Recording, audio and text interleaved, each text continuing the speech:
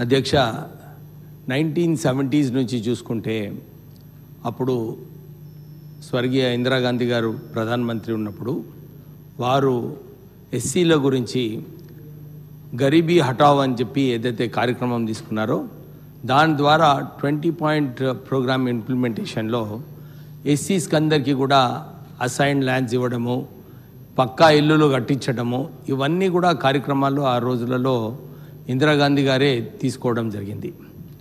SC community మొత్తం కూడా ఇందిరాగాంధీ వైపే చూస్తున్నారు. ఎప్పుడు కూడా కాంగ్రెస్ పార్టీకే ఎస్సీస్ అందరు కూడా ఓట్ చేస్తూ వచ్చినారు అప్పుడు. కానీ ఈ ఆంధ్రప్రదేశ్ రాష్ట్రంలో ఎప్పుడైతే తెలుగుదేశం ప్రభుత్వంలో వచ్చిందో వాళ్ళు కూడా అనుకున్నారు పొలిటికల్లీ మనకు కూడా ఎస్సీ వర్గంలో ఒక వర్గం మాకు కూడా సపోర్ట్ చేయాలని చెప్పి వారు కూడా అనేకమైన ప్రయత్నాలు చేయడం జరిగింది. అంబేద్కర్ గారు ఎప్పుడైతే కాన్స్టిట్యూషన్ పెట్టినారో ఈ కాన్స్టిట్యూషన్ పెట్టినప్పుడు వారు ప్రత్యేకంగా ఈ హోమోజినస్ ఏదైతే ఇంతకుముందు చాలామంది మాట్లాడినారో వారు కూడా ఇదే చెప్పినారు. ఎస్సీజీ హోమోజినస్ ఉన్నప్పుడే చాలామంది పొలిటికల్ పార్టీస్ ఇంకా ఇతర వ్యక్తులు కూడా దీన్ని డివిజివ్ పాలిటిక్స్ చేసి ఎస్సీస్ని స్ప్లిట్ చేసి డివైడ్ చేసి రూల్ చేస్తారని చెప్పి అప్పుడే అంబేద్కర్ గారు అందరినీ కూడా కాషన్ చేయడం జరిగింది. కానీ ఈ వ్యవస్థ నడుచుకుంటూ వచ్చింది. మీరు అందరు చూసినారు, ఇందిరాగాంధీ గారు ఎప్పుడు కూడా కాంగ్రెస్ పార్టీ ఏదైతే ఎస్సీస్ అందరు కూడా కాంగ్రెస్ పార్టీ వైపే చూస్తూ ఉన్నారు.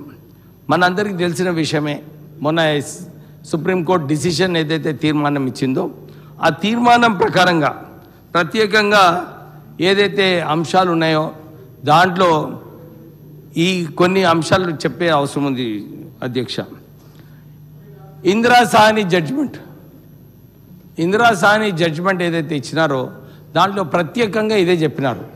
ఎస్సీస్కి ఈ బ్యాక్వర్డ్నెస్ ఏదైతే ఉందో బ్యాక్వర్డ్ క్లాస్ రిజర్వేషన్స్ అంశం పైన మాట్లాడేటప్పుడు బ్యాక్వర్డ్ క్లాసెస్లో మనము ఈ బ్యాక్వర్డ్నెస్ కేవలము ఎకనామిక్ డేటా పైన చేయాలని చెప్పి వారు ఆ నిర్ణయం తీసుకోవడం జరిగింది ఆ జడ్జిమెంట్లో.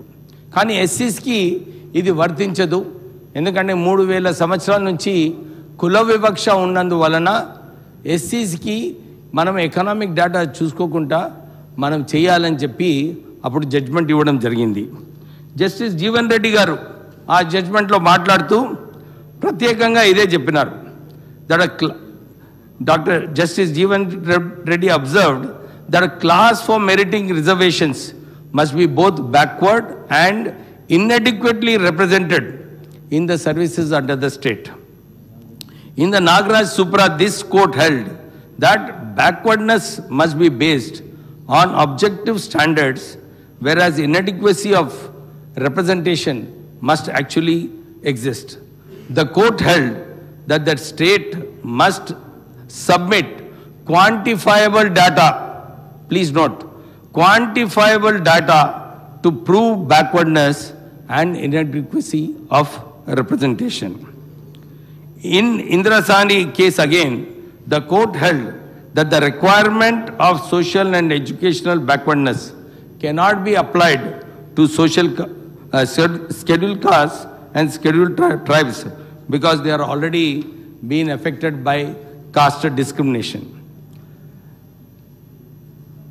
Another observation which the Indira Sahni judgment made was the observations do not exempt the state from having to justify the decision of subclassifying within the scheduled castes and scheduled tribes for the purposes of reservations. The basis of subclassification is that few of the castes or groups within the class are more backward. Thus, though the state is not required to collect quantifiable data to prove backwardness of the entire class of scheduled castes and tribes, it is required to collect data to prove inter se backwardness within the class, where it seeks to make a subclassification within the class. So, Supreme Court decision very clear ga cheptundi Adhyaksha, that quantifiable data to prove interdependence is very important. ఇప్పుడు మనకు ఇంతకుముందు అందరూ మంత్రి గారు కూడా మాట్లాడేటప్పుడు ఈ ఇంటర్సే backwardness ఏంది దాని గురించి మాట్లాడడం జరిగింది. చాలామంది బయట కూడా అప్పుడు ఈ వర్గీకరణ గురించి మాట్లాడేటప్పుడు మాలల పైన చాలా అపోహలు స్పష్టించారు. ఎందుకంటే నేను కూడా కొద్దిగా డేటా తీసుకున్నాను 2016 నుంచి 2014 వరకు. ఎందుకంటే చాలామంది ఎంపిరికల్ డేటా గురించి ఏదైతే ఉందో, మా ఒపీనియన్లో ఎంపిరికల్ డేటా ఈజ్ జాబ్స్లో, ఎడ్యుకేషన్ అడ్మిషన్స్లో, గవర్నమెంట్ బెనిఫిషరీస్ ఎంతమంది ఉన్నారు ఏంది అని చెప్పి ఆ డేటా చెప్పడం జరిగింది. కొందరు బయట పోయి తప్పుడు ప్రచారాలు చేశారు. మాలాలే అన్ని రిజర్వేషన్స్ తీసుకున్నారు, మాలాలే అన్ని ఉద్యోగాలు తీసుకున్నారని చెప్పి తప్పుడు ప్రచారాలు చేశారు. అందరికీ తెలిసిన విషయమే. 2011 సెన్సస్ తీసుకోవడం జరిగింది.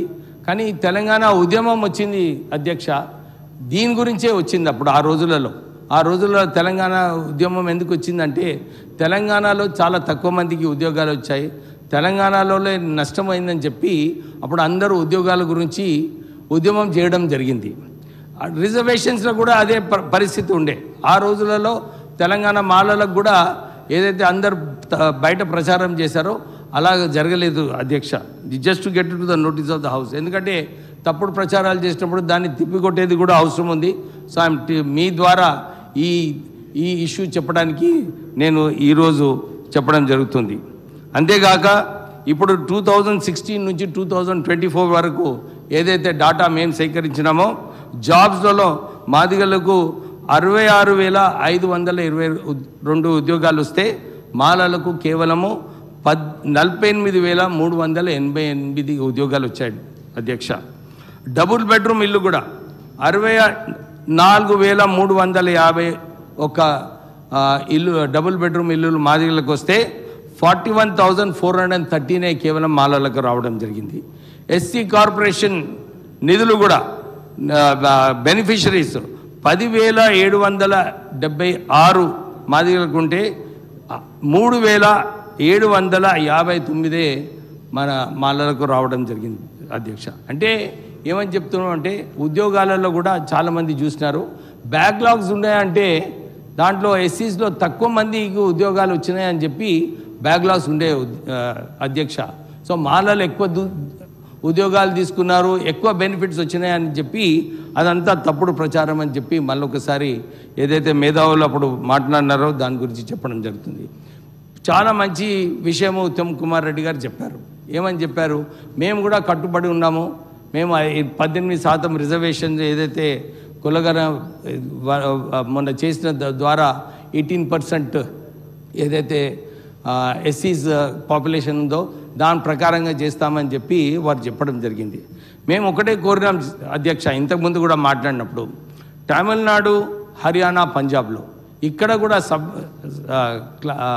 కేటగరైజేషన్ చేసినప్పుడు అక్కడ రిజర్వేషన్స్ పెంచిన తర్వాత కేటగరైజేషన్ చేయడం జరిగింది. అక్కడ తమిళనాడులో 3% ఎక్స్ట్రా రిజర్వేషన్ ఇచ్చారు, హర్యానాలో కూడా 20% ఎక్కువ రిజర్వేషన్స్ ఇచ్చారు, పంజాబ్లో 25% రిజర్వేషన్స్ ఇచ్చారు. సో ఈ సబ్ కేటగరైజేషన్ వలన ఇంతకుముందు ఏదైతే మాలా మాదిగా చుచ్చులు ఉన్నాయో ఇది పోవాలనుకుంటే సబ్ కేటగరైజేషన్ వలన ఈ చుచ్చులన్నీ కూడా పోవాలి అధ్యక్ష. ఎందుకంటే సరైన డేటా తీసుకొని మనం ఇది చేస్తే రేపు కోర్టులు కూడా వచ్చే మధ్యలో ఉండదు. కానీ ఏమవుతుందంటే ఫ్యూచర్లో మాల మాదిగలు కూడా కలిసి ఉంటారు, వారికి కూడా బెనిఫిట్ రావాలంటే డెఫినెట్లీ మీరు 18% రిజర్వేషన్ చేయాలని చెప్పి ముఖ్యమంత్రి గారిని మొన్న కూడా కోరడం జరిగింది. మళ్ళొకసారి మీరు తొందరగా తీసుకొస్తే అది బాగుంటుంది. రేపు బడ్జెట్ పెడుతున్నారు ముఖ్యమంత్రి గారు, ఇంతకుముందు కూడా నేను అప్పీల్ చేయడం జరిగింది. జనాభా ప్రకారంగా మాకు 18% బడ్జెట్లో పెట్టాలని చెప్పి కూడా మేము మీకు కోరుతున్నాము. దీని ద్వారా ఈ బడ్జెట్ ద్వారానే ప్రత్యేకంగా ఒక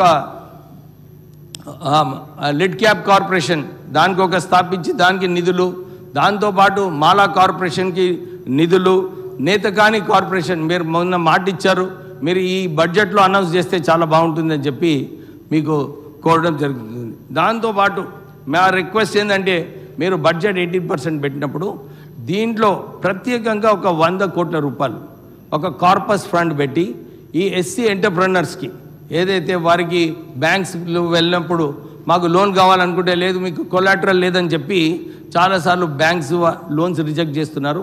మీరు కార్పొరేట్ ఫండ్ పెట్టి ఈ కొలాటరల్ ఇచ్చి వీళ్ళకు లోన్స్ వచ్చేలాగా చేయాలని చెప్పి మీకు కోరుతున్నారు అధ్యక్ష. అంతేగాక ఎనీ కాంట్రాక్ట్ గవర్నమెంట్లో 10 కోట్ల వరకు ఉన్న కాంట్రాక్ట్స్లో దాంట్లో సుమారు 18 నుంచి 20% వరకు ఎస్సీ ఎంటర్ప్రెనర్స్కి కాంట్రాక్టర్స్కి ఈ కాంట్రాక్ట్స్ ఇవ్వాలని చెప్పి మీకు కోరుతున్నాను అధ్యక్ష. ఇంకో విషయము ప్రత్యేకంగా నామినేటెడ్ పోస్ట్లో కూడా దాంట్లో కూడా మీరు 15% నామినేటెడ్ పోస్ట్ ఇస్తే బాగుంటుంది.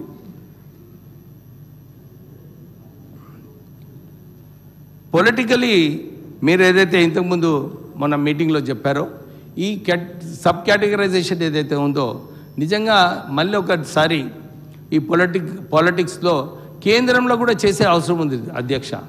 కేంద్రంలో కూడా అక్కడ 14 లక్షల పబ్లిక్ సెక్టర్ జాబ్స్ ఉన్నాయి. కేంద్రంలో కూడా అన్ని చోట్ల కూడా ఈ సుప్రీంకోర్టు డిసిషన్ వారు అక్కడ పార్లమెంట్లో పాస్ చేస్తే అన్ని రాష్ట్రాల్లో కూడా వర్తిస్తుంది అధ్యక్ష. సో నేను అపీల్ చేస్తున్నాను మీరు కూడా ఎందుకంటే ఎలక్షన్స్ ముందు మోడీ గారు వచ్చినప్పుడు ఇక్కడ వారే ప్రత్యేకంగా మాట ఇచ్చినారు మేము ఈ ఎస్సీ వర్గీకరణ చేస్తామని చెప్పి వారు మాట ఇవ్వడం జరిగింది. వారు చెప్పే ప్రకారంగానే జడ్జిమెంట్ కూడా అట్లనే వచ్చింది. సో మేము కూడా ఇంతకుముందు నేను లాస్ట్ టైం కూడా చెప్పినాను మాకు అనిపించింది చంద్రచూడ్ గారు ఏదైతే జడ్జిమెంట్ ఇచ్చారో కోరేగాంలో ఏదైతే దళితులు పేష్వాల్స్ మీద అటాక్ చేయడం జరిగిందో ఒక కక్షగా ఈ జడ్జిమెంట్ కూడా ఎందుకంటే జడ్జిమెంట్లో నేను చదివినప్పుడు 500 పేజీలో కేవలము ఎట్లా రిజర్వేషన్స్ ఇస్తే ఇన్ఎఫిషియన్సీ ఉంటుందని చెప్పి ఆ జడ్జిమెంట్లో ఉంది అధ్యక్ష. ఎక్కడ కూడా అంబేద్కర్ గారు ఈ కుల వివక్ష గురించి ఎంత ఎస్సీస్ నష్టపోయినారో అని చెప్పి ఎక్కడ కూడా జడ్జిమెంట్లో లేదు. అయితే మేము ఇదే కోరుతున్నాము ఈ జడ్జిమెంట్ ఏదైతే ఉందో సుప్రీంకోర్టు జడ్జిమెంట్ ఇచ్చినారో ముఖ్యమంత్రి గారు అన్నారు మేము ఎంపిరికల్ డేటా సరిగా తీసుకొని చేసినామని చెప్పి వారు చెప్తున్నారు. కానీ ఫిగర్స్ కూడా కొద్దిగా ఉన్నాయి మళ్ళీ ఒకసారి చూసుకోవాలి. ఎందుకంటే ఈ డేటా సరిగా లేకుంటే మేము కూడా అప్పీల్ చేసినాము ముఖ్యమంత్రి గారికి మాకు కూడా షమీమ్ అఖ్తర్ రిపోర్ట్ ఇస్తే మేము కూడా చదువుకుంటాము. ఎందుకంటే కొన్ని అపోహలు ఉన్నాయి మాకు కూడా అర్థం అవ్వట్లేదు నిజంగా ఏం డేటా ఉంది ఏం తీసుకున్నారు ఎట్లా చేస్తున్నారని చెప్పి కూడా మాకు అపోహలు ఉన్నాయి. మీరు కొద్దిగా దీంట్లో మాకు కాపీ ఇస్తే నిన్న కూడా అడిగినప్పుడు ఇవ్వలేదు ముఖ్యమంత్రి గారు మీరు చెప్పిన తర్వాత కూడా నేను సెక్రటరీ గారు కూడా ఫోన్ చేశాను శ్రీధర్ గారు ఇక్కడనే ఉన్నారు కానీ రెస్పాన్స్ చేయలేదు ఎందుకు ఇవ్వలేదు రిపోర్ట్ మాకు అర్థం కావట్లేదు. ఈ రోజన్నా కొద్దిగా రిపోర్ట్ ఇస్తే బాగుంటుందని చెప్పి కోరుతూ మళ్ళొకసారి అన్ని వర్గాలకు కూడా న్యాయం చేయాలని చెప్పి కోరుతూ ప్రత్యేకంగా రేపు బడ్జెట్ ప్రజెంటేషన్లో 18% బడ్జెట్ ఎస్సీస్కి కేటాయించాలి ఈ కార్పొరేషన్స్ కూడా అనౌన్స్ చేయాలని చెప్పి మీకు కోరుతున్నాను. Thank you. శ్రీ కొనేంటి మాణిక్రావు గారు 1 మినిట్ మాణిక్రావు గారు ఒక్క నిమిషం. అధ్యక్ష మంత్రి గారు గౌరవ సభ్యులు డెడికేటెడ్ కమిషన్ షమీమ్ అఖ్తర్ గారి రిపోర్ట్ అడిగారు అధ్యక్ష. అంత ఫ్లోర్ లీడర్స్కి ఇచ్చినాము గౌరవ సభ్యులు కూడా ఒక కాపీ అందిస్తాం అధ్యక్ష. శ్రీ కొనేంటి మాణిక్రావు గారు